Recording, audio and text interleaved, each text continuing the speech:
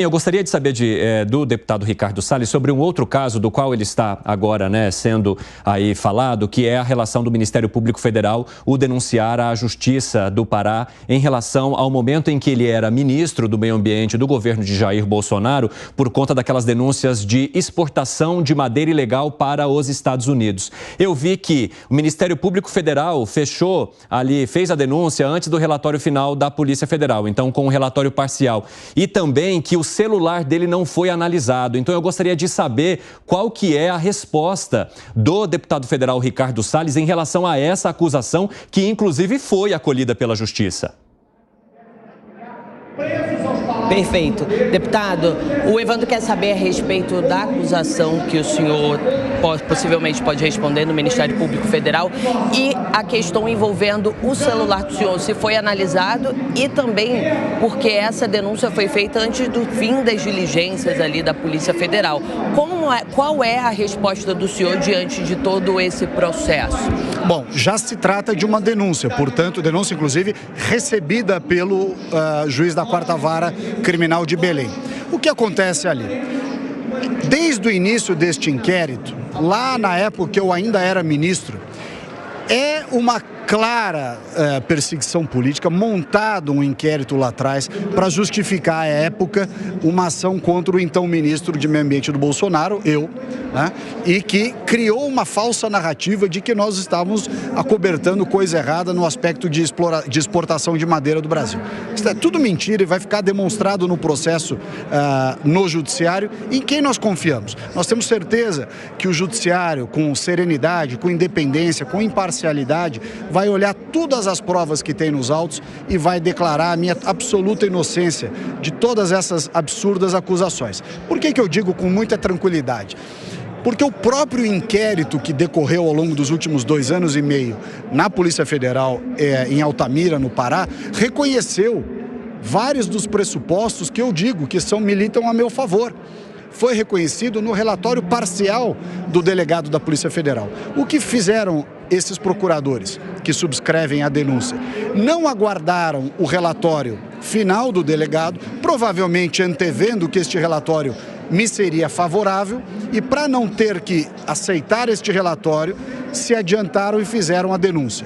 Pergunto, será que essa denúncia tem a ver com a tentativa de enfraquecer a credibilidade do relator da CPI do MST? É possível. Tem a ver com a aventada hipótese de eu ser candidato a prefeito em São Paulo? Também é possível. Ou pode não ter, mas o fato é que o conteúdo da denúncia é absurdo. Uma série de ilações, uma série de interpretações, sempre em desfavor do ministro, do ex-presidente Ibama e dos coronéis da PM de São Paulo que trabalhavam conosco, e que é preciso fazer aqui uma homenagem aos oficiais da Polícia Militar de São Paulo que vieram, José Maria Trindade.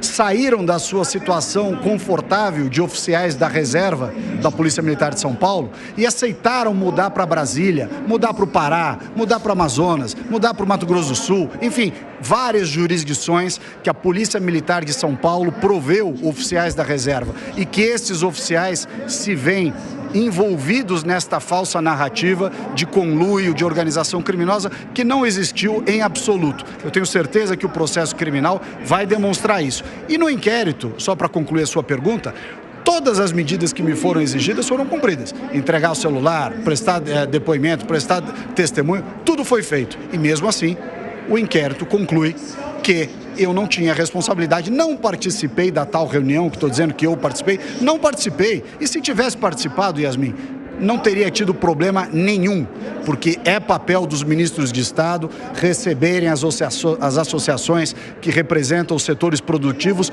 todas elas. Não é só a de exportação de madeira, é a associação do agro, da indústria, dos produtores, enfim, este é o papel institucional. E ao criticar esse tipo de coisa, você está, de certa forma, desconstruindo o papel dos representantes do Executivo, o que é inadmissível. Ô, Yasmin. Evandro, antes de te entregar, vou passar o bastão, aproveitar que claro. Zé Maria. É que era justamente sobre esse lance. Vou passar o bastão aqui rapidinho. Tá. Era justamente sobre esse lance do celular, porque há a informação de que... olha... Vai lá, Zé. Apurações... Pode ir, Zé, pode ir. Manda, Evandro. Não, que era justamente sobre a informação de que a senha do... Vai lá. as apurações aqui indicam que a CPI do MST está mesmo dividida.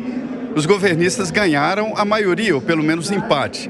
Agora, a oposição tem um trunfo. Tem a presidência e a relatoria, e isto é muito importante. O relator Ricardo Salles vai apresentar o relatório dele, mas haverá um relatório paralelo, inclusive questionando a imparcialidade dele. Sim. E olha, deputado, não será a primeira vez que isso acontece aqui no Congresso Nacional. A ideia que eu tenho é que esta CPI vai ficar sem um relatório oficial. Os senhores não devem colocar em votação um relatório paralelo. O do senhor perde no plenário. É este o cenário? Olha, Zé, nós estamos construindo para que seja consolidada a nossa maioria para a votação do relatório quando apresentado. Como você bem destacou, não é fácil, porque evidentemente o governo usa de todas as armas que tem, inclusive a cooptação de parlamentares e partidos, oferecendo ministérios, oferecendo cargos, oferecendo emendas, enfim. Então, não é uma tarefa fácil, mas nós apresentaremos o relatório e apresentaremos com o condão de ser aprovado. Evidentemente que se não tiver maioria, não será aprovado. Aí os senhores simplesmente vão distribuir esse relatório e pronto, acabar a CPI. Sim, vamos apresentar o relatório, dar conhecimento à sociedade brasileira na sua integralidade daquilo que foi encontrado ao longo desses trabalhos da CPI, e as medidas que tiverem que ser adotadas pelo Ministério Público, pelos órgãos de controle, serão adotadas dentro das suas jurisdições. Nós teremos cumprido o nosso papel, que é revelar à sociedade brasileira o que está por trás dessa indústria da invasão de propriedade, gerando pessoas que têm ganhos econômicos indevidos, ganhos políticos indevidos e explorando a miséria alheia. Os senhores reclamam também da FPA. A FPA, Simi, diz o seguinte, que a CPI extrapolou o acordo inicial. Aconteceu isso? Veja, não se trata de reclamar da FPA. A FPA é a frente mais forte do Congresso. 340 deputados. Pois é, 340 deputados.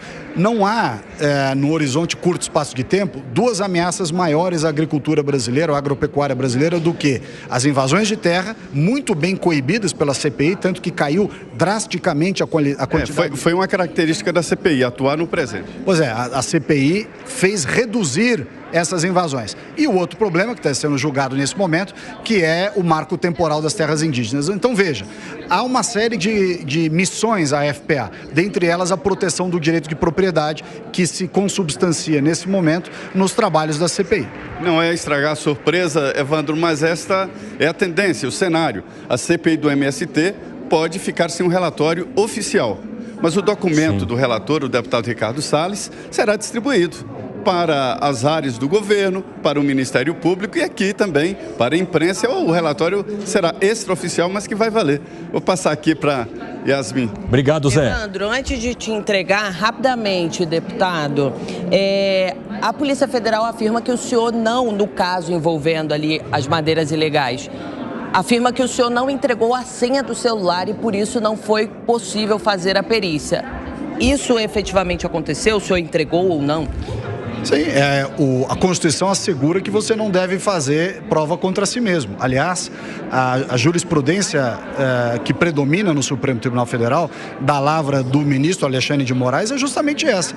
A obrigação é de entregar o telefone, e isso foi dado. Agora, dali para frente é trabalho da própria Polícia Federal.